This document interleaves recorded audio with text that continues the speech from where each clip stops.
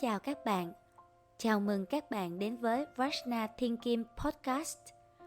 Dành cho những bạn lần đầu tiên đến với podcast này thì đây là nơi mà Kim chia sẻ chủ yếu về các câu chuyện đời sống liên quan đến những phạm trù triết học tinh thần, sức khỏe và môi trường, cũng như những kinh nghiệm mà Kim đã tích lũy để ứng dụng vào đời sống. Đến với podcast này, các bạn sẽ trải nghiệm một không gian thư giãn tinh thần bởi tần sóng âm thanh đặc biệt, giúp kích thích hệ thần kinh phó giao cảm. Khi nghe podcast này, trạng thái thư giãn và buồn ngủ sẽ đến với đa số các trường hợp.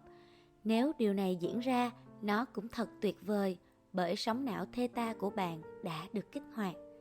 Đó là điều đặc biệt mà podcast của Kim sẽ mang đến cho bạn. Các bạn có thể ghé thăm trang web varsnathienkim.org để xem thêm các tài liệu và tri thức được đăng tải miễn phí dành cho cộng đồng. Kim rất vui khi các bạn đã dành thời gian quý báu để ghé qua và lắng nghe những chia sẻ về cuộc sống này cùng Kim.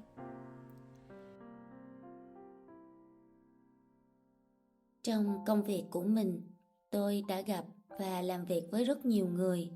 Mỗi người là một câu chuyện, một hành trình riêng. Nhưng điều thú vị là dù hoàn cảnh có khác nhau, vẫn luôn có những cảm xúc, những suy nghĩ mà ai trong chúng ta cũng đã từng trải qua. Hôm nay, trong podcast này, tôi muốn kể cho bạn nghe một câu chuyện. Một câu chuyện mà tôi tin rằng đâu đó bạn có thể nhìn thấy chính mình. Có thể bạn từng chần chừ trước một quyết định quan trọng, từng hoài nghi bản thân, hoặc có thể bạn đang tìm kiếm một điều gì đó, một câu trả lời, một hướng đi, hay chỉ đơn giản là một chút động lực để bước tiếp. Nhưng phải chấp nhận rằng trên hành trình đi đến đích, lúc nào ta cũng sẽ gặp phải những vật cản. Và cái tôi của chúng ta, nó chính là thứ cản đường, làm mọi thứ trở nên rối ren hơn. Nó khiến ta tin rằng mình đã đúng, rằng mình phải thế này, phải thế kia để được công nhận.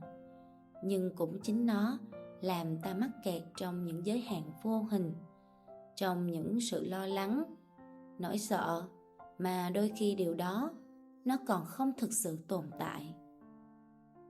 Chúng ta cứ nghĩ mình đang được tự do chọn lựa, nhưng thực chất chúng ta lại bị cái tôi điều khiển, vô hình bị những định kiến của xã hội ràng buộc. Để rồi những cơ hội cứ thế nó trôi qua. Có những cơ hội ta còn không dám nắm bắt, chỉ vì suy nghĩ trong đầu bảo rằng điều này không dành cho mình. Vậy làm sao để nhận ra và thoát khỏi vòng lặp đó? Đó chính là điều mà tôi muốn chia sẻ với bạn trong tập podcast ngày hôm nay. Qua câu chuyện của một bạn trẻ trong team truyền thông của tôi.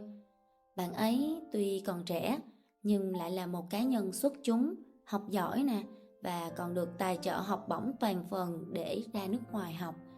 Sau khi trở về từ Hà Lan, bạn cũng được nhận vào tập đoàn truyền thông lớn của nước ngoài để thực tập trước khi chính thức làm việc tại Varsna bây giờ. Câu chuyện là chúng tôi đã có những buổi trò chuyện khai vấn khi tôi phát hiện bạn đang gặp một vài trở ngại tâm lý. Trước khi về Việt Nam thực tập thì bạn ấy cũng đang làm một công việc mà bạn ấy cho là rất ý nghĩa, cũng ở vị trí truyền thông. Đó là một tổ chức khá có tiếng với các hoạt động hỗ trợ cộng đồng, xã hội như thiện nguyện, hướng về đối tượng là trẻ em. Nói thêm một chút về bạn ấy thì bạn hay tâm sự rằng lý do bạn quyết định làm việc ở một tổ chức xã hội như vậy là bởi vì bạn ấy luôn mong làm những công việc mà nó có ý nghĩa. Bởi trong tư tưởng của bạn ấy á, thì bạn hướng đến làm những công việc mang lại giá trị cho cộng đồng nhiều hơn là công việc giúp bạn tăng thêm thu nhập. Cũng dễ hiểu vì bạn xuất thân trong điều kiện gia đình khá giả mà. Nên bạn đã thực hiện công việc ở tổ chức đó bằng một thái độ rất nghiêm túc và nhiệt tình.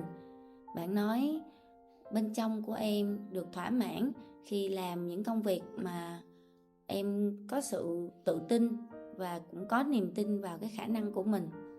Rồi công việc ở tổ chức này diễn ra cũng khá là suôn sẻ, y như là những gì bạn ấy mong đợi. Bởi bạn chọn làm việc ở vị trí mà bạn đã thành thục kỹ năng và kinh nghiệm. Nhưng điều gì cũng có hai mặt cả. Thành công nó đến sớm và dễ dàng. Nó sẽ khiến bạn nuôi dưỡng cái tôi và phóng đại hóa năng lực của mình. Trong suốt khoảng thời gian đó, bạn ấy được cất nhắc lên vị trí cũng khá là cao so với độ tuổi của bạn. Nên bạn nghĩ rằng khi về Việt Nam, bạn cũng sẽ thành công và bạn đặt ra nhiều kỳ vọng về vị trí mà bạn sẽ nhận được trong công việc. Thì điều này vô tình đã đeo gông vào cổ của bạn. Bởi bạn cứ nghĩ rằng bạn phải ở trong một vị trí nhất định nào đấy, bạn đóng khung mình trong đó. Và bạn cũng lầm tưởng đây là sự thăng tiến trong quá trình học hỏi và phát triển của bạn. Cho tới khi về Vashna làm việc thì thời gian đầu bạn cảm thấy có rất nhiều cảm hứng trong công việc, vì nó không những có thể giúp bạn ấy thực hiện điều mà bạn hằng mong muốn về các hoạt động xã hội, thiện nguyện hay là tổ chức những cái hoạt động marketing truyền thông cho những cái điều mang lại nhiều giá trị cho xã hội.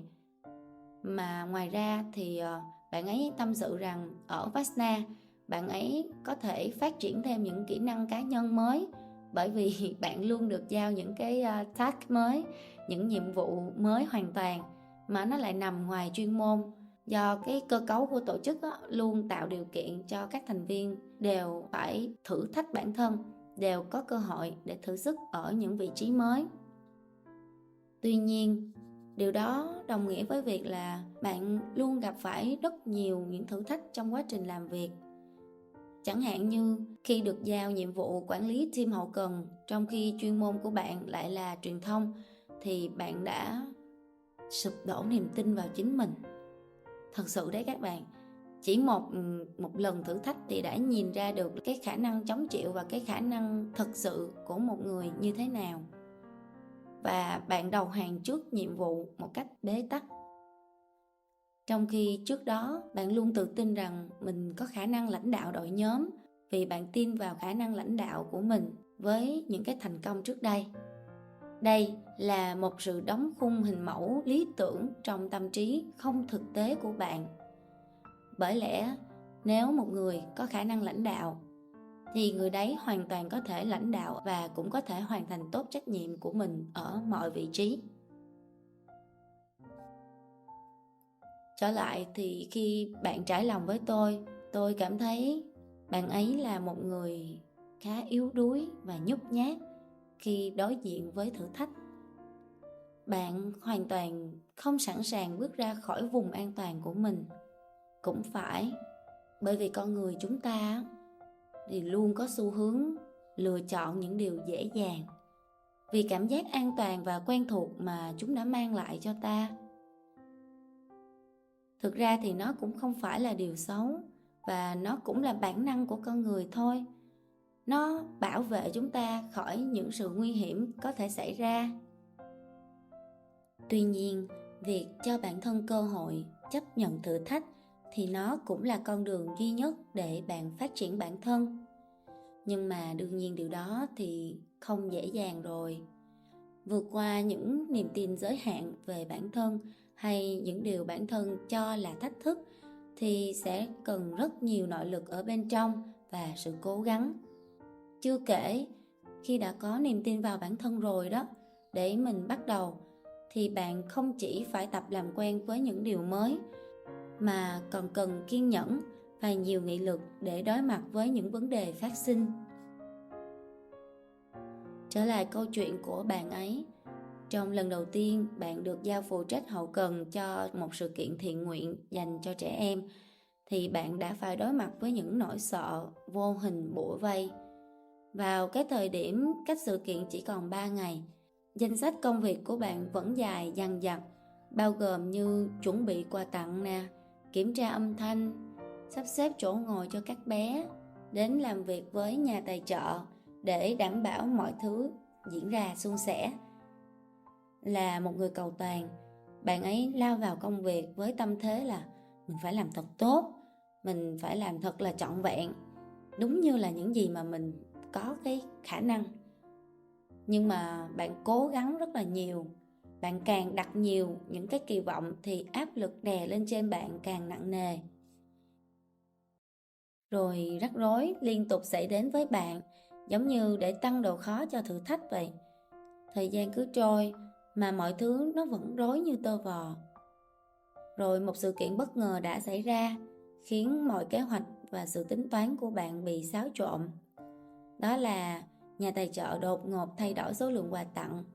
Nhưng không dừng lại đó, bạn còn đối mặt với vấn đề đội tình nguyện viên bị thiếu người, vì vào phút chót đột nhiên có những bạn bị ốm, hay phải thay đổi kế hoạch vì những lý do cá nhân, kéo theo rất nhiều những việc khác như là vật dụng cần thiết bị thiếu do đã giao cho các bạn ấy từ đầu.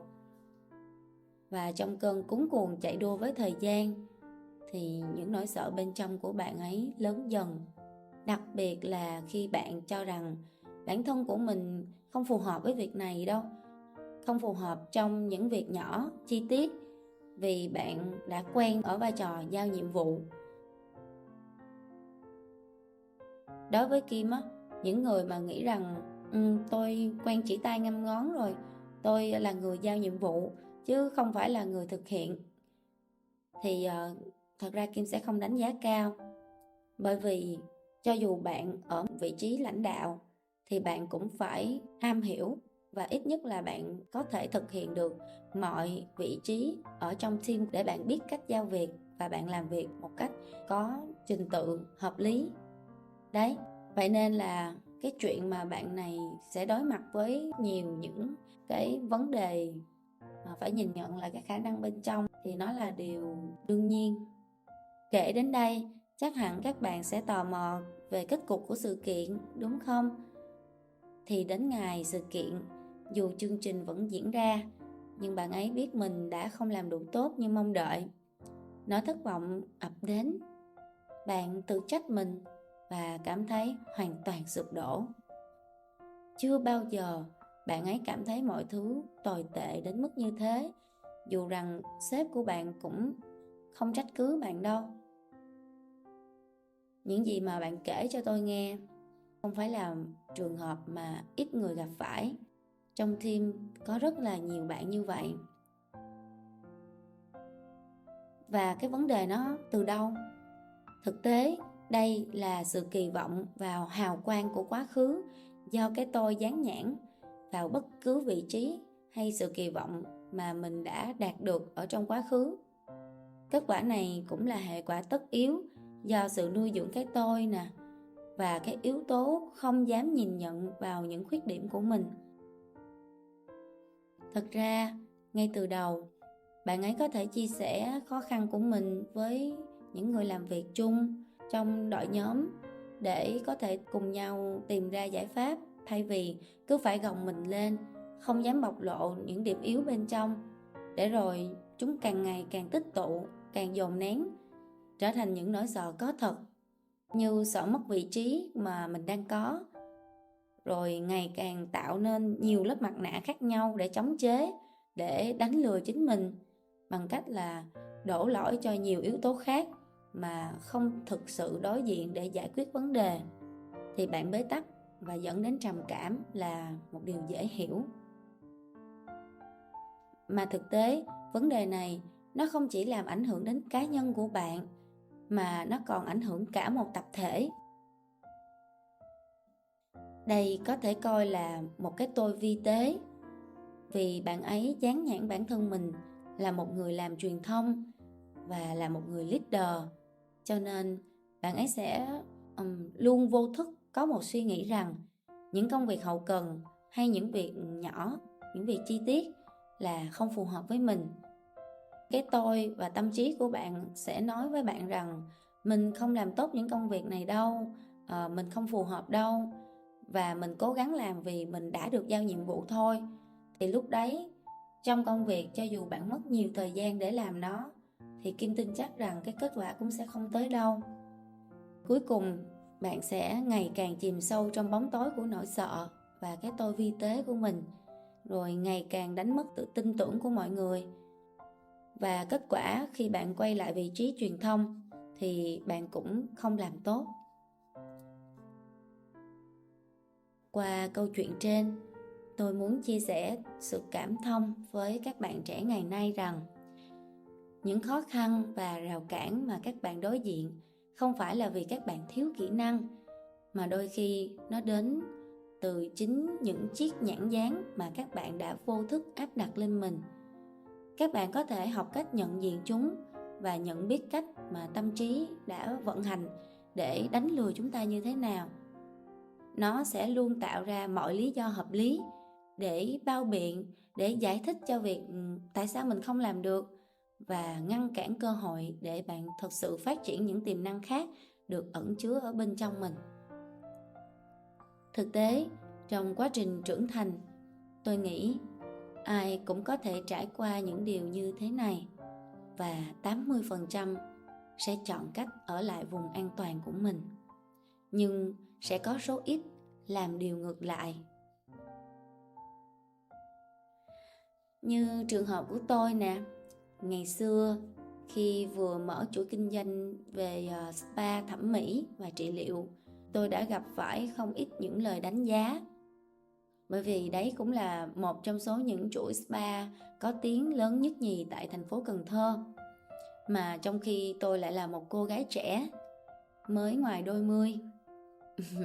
Lúc đó tôi nhận không ít những cái lời nói như là một cô gái trẻ như thế, mới có 20 tuổi mà làm chủ, kiểu gì cũng không thành công. Rồi có người lại nói, làm ngành dịch vụ là phải cần nhiều mối quan hệ, phải có nền tảng từ trước, nếu không sẽ sớm bị đào thải bởi những cái sự cạnh tranh khốc liệt của ngành này mà thôi. Hay có những người còn nói, làm mảng điều trị mà trong mặt non choẹt thế này, khó tạo niềm tin cho những người phụ nữ lắm tiền nhưng đủ thông minh để lựa chọn. Nên việc mà tôi không chọn ngành y theo truyền thống gia đình, với mọi người, kể cả những người bạn thân, những người có cái ý tốt góp ý cho tôi lúc đó, họ cũng nói là điều này, cái sự lựa chọn này nó sẽ khiến em hối hận sau này mà thôi. Thì với một cô gái trẻ mà nghe những lời nói này khi mình khởi nghiệp, chắc chắn là có sự nản lòng chứ. Ai trong chúng ta cũng sẽ đối mặt với những điều như thế. Nhưng thực tế, chúng ta hoàn toàn có quyền lựa chọn phản ứng của mình trước những tác nhân bên ngoài. Và với tôi đã chọn không tin vào chúng. Bởi tôi có một niềm tin sâu sắc rằng điều đáng sợ nhất không phải là thất bại, mà là cả đời sống trong sự hoài nghi chính mình, trong những ảo tưởng về bản thân, không dám thử, không dám bước ra khỏi những giới hạn mà người khác chính là người đặt ra cho mình. Ngay cả khi nghe những ý kiến xoay quanh việc làm kinh doanh của mình, thì bản thân tôi cũng đã tự đặt ra những câu hỏi ngược lại như là, nếu mình thất bại thì sao? Thất bại thực sự có ý nghĩa gì? Và nếu mình không dám thử thì cơ hội để có được một kết quả khác đi so với một cuộc đời đã được định hình, tôi cũng không có. Nghĩ lại, hình như từ tấm bé thì tâm trí của tôi đã thích tư duy ngược các bạn ạ. Tôi thích thực hiện điều mà người ta nói là không thể, và tôi cảm thấy rất thỏa mãn khi tôi chứng minh được điều đó. Có lẽ khi ấy tôi không ý thức được cụ thể là lý do vì sao cho những cái cảm giác mà tôi có. Nhưng bây giờ tôi hiểu, đó chính là do tôi đã chinh phục được cái tôi của mình. Cái tôi đấy, cái tâm trí của mình đấy, mà không phải chứng minh là người ta sai hay là tôi đúng. Bởi vì sau tất cả, tôi chưa từng quan tâm người khác nghĩ gì về điều này, người khác nghĩ gì về mình khi mình làm được những điều mà họ cho là không thể.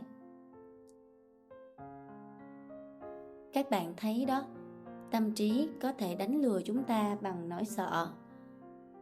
Nhưng nếu ta không đặt câu hỏi với nó, không dám thử thách bước ra, tức là mình chấp nhận để xã hội dán nhãn, thì đồng nghĩa với việc tự khóa chặt cánh cửa của chính mình, để rồi cả đời chỉ dám đứng sau những rào cản vô hình. Tôi luôn tin rằng mỗi con người đều có thể có nhiều hơn một khả năng. Chúng ta không sinh ra với một chuyên môn cố định, mà chính quá trình học hỏi, trải nghiệm và dấn thân nó sẽ mở ra những khả năng mà có khi chính ta cũng không ngờ đến. Nhưng chính vì tôi chưa từng tự đóng khung mình vào một vai trò nhất định nào đó, cho nên mỗi lĩnh vực mà tôi bước vào, tôi đều có thể khám phá nó một cách trọn vẹn nhất. Qua câu chuyện của bạn nhỏ đang làm truyền thông bên Vashna và qua câu chuyện nhỏ của tôi, để cởi bỏ dần những lớp mặt nạ, những cái tôi vi tế, những rào cản, thì các bạn thấy như thế nào? Với bạn ấy thì bạn đã cởi bỏ những cái suy nghĩ cố hữu, những niềm tin giới hạn để sẵn sàng buông bỏ và dấn thân. Rồi bạn trải nghiệm chính mình ở những lĩnh vực mới, nhưng trong tâm thái tự do và tự tin. Vì bạn không phải đặt mình vào cái kết quả của công việc, mà bạn hoàn toàn muốn phát triển bản thân một cách đúng đắn nhất. Và bây giờ rất nhiều cơ hội và cánh cửa mới đã mở ra cho bạn ấy. Hiện tại thì bạn thực sự tiến xa hơn trong công việc của mình. Qua rất nhiều trải nghiệm trong cuộc sống thì tôi cũng nhận ra mỗi con đường lại dẫn đến một cánh cửa mới. Có nghĩa là có thể ban đầu chúng ta cho rằng chúng ta chỉ đi theo một con đường hết cả một cuộc đời của mình, bởi vì có một số công việc chúng ta cảm thấy mình sinh ra để làm điều này, hay chúng ta vốn dĩ đã có những khả năng thiên bẩm để làm những công việc đấy. Tuy nhiên, nếu như chúng ta cho rằng cả đời của mình sẽ chỉ làm những việc như vậy thôi, thì cũng không khác nào chúng ta đang đóng lại rất nhiều cánh cửa khác dành cho mình. Bởi vì thực tế, những gì mà chúng ta hiểu biết về bản thân cũng chỉ là một góc nhìn phiến diện về chính mình mà thôi. Ở thời điểm tôi còn làm công việc kinh doanh, tôi chưa từng nghĩ rằng mình sẽ quay trở lại và làm việc trong ngành y theo truyền thống của gia đình. Cũng chưa từng nghĩ mình sẽ trở thành một nhà hoạt động môi trường. Nhưng chính vì tôi đã vượt qua được những rào cản đến từ trong suy nghĩ của mình để bước đi, để đảm nhận những vai trò khác nhau, và đặc biệt dám đương đầu với những cái thử thách, tôi đã có thể hòa mình vào từng giai đoạn của sự phát triển để hiểu thấu bản thân mình hơn ở nhiều góc độ khác nhau.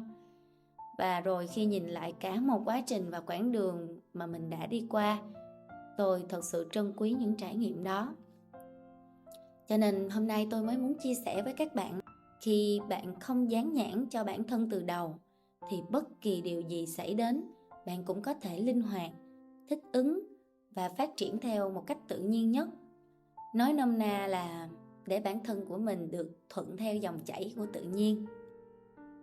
Bởi vậy, chúng ta không nhất thiết phải giới hạn bản thân trong một việc, cũng không cần phải gói gọn bản thân trong một vai trò duy nhất.